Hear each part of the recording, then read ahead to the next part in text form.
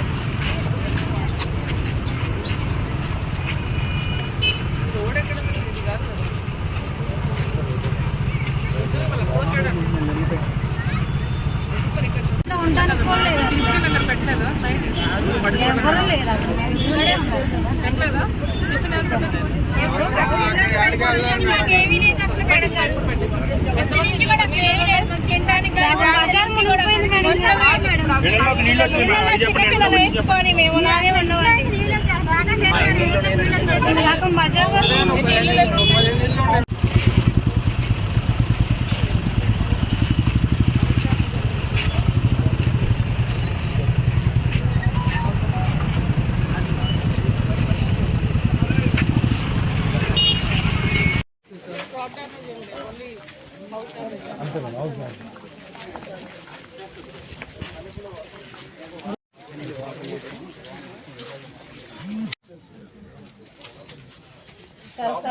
బాగుంటుంది.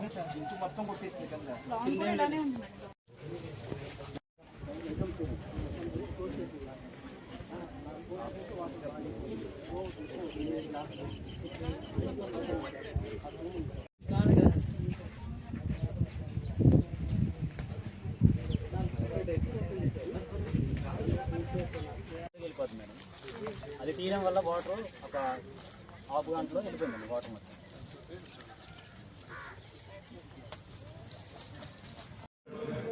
Only 2-3 districts are affected కాబట్టి they will ask for the reports very fast. So water proceeded, so they could not get any photographs. ఇప్పుడు ఏదైతే panchayat secretaries ఉన్నారో photography చేసి proper reporting చేయండి. So Dammapeta, Aswaraopeta, anyways it is severely affected. What about Chandrugonda? Chandrugonda morning చూసి వచ్చాము 7 o'clock అంత ఎక్కువగా damage అయిపోయింది. ఆల్మోస్ట్ ప్యాడీ హార్వెస్ట్ అయిపోయింది. అన్నపల్లి చిల్లీ ఉంది. ఆ చిల్లీకి పెద్ద ఏం లేదు మేడం. అది వాటర్ స్టాగ్నేషన్ ఉంటే వేస్ట్ తీసేయమని చెప్పి సో అట్లీస్ట్ దాన్ని మనము రిమార్క్స్ అయితే రాస్తాం కానీ అది యాజ్ పర్ ద లాస్ అనేది depends on government. Now the whole of the 1100 acres you are talking about is harvested out. Damage everything. From horticulture in Kevon, horticulture Madam, banana 10 acres per day. 10 acres. Vegetables 10 acres per day. Oil palm submerged in water visiting at the issue. So no problem. Mainly of these crops. Groundnut and paddy. Chili unna chili and maize undi. Chili ki damage లేదు madam. Chandragonda ఎక్కువ concentrated chili area. But not much of it. Yes. In the morning I have seen maize కూడా అంటే water వెళ్ళిపోయాక message actually మా AOs అనే fields లోనే ఉన్నారు. So మీరు ఆడియో గారు not only here in all other mandals of office. So because Ilandu Tekapalli especially most affected is Kottagudem. So please give this instruction to other Tahsildars also that they should do whatever we are doing here in Dammapeta and Ashwarapeta, same protocol should be followed in other mandals also wherever there was heavy rainfall and this winter rainfall. So the rehabilitation ఏమైనా ఉంటే కూడా లోపలికి ఉంది చాలా Okay, so you report the same thing and we'll see what to do. Whatever is the thing. And what about paddy? Paddy అయితే water stagnation ఉంది madam. ఇప్పుడు మనం ఏం చెప్పలేము. వాటర్ వెళ్ళిపోతే పెద్ద లాస్ ఉంటుంది. హార్వెస్ట్ దానికి మాత్రం sprouting నేటర్. That means it's to be taken. How many acres will be already harvested? ఎంత ఉంటుంది? దమ్మపేటలో 500 acres వరకు హార్వెస్ట్ అయింది. Why didn't you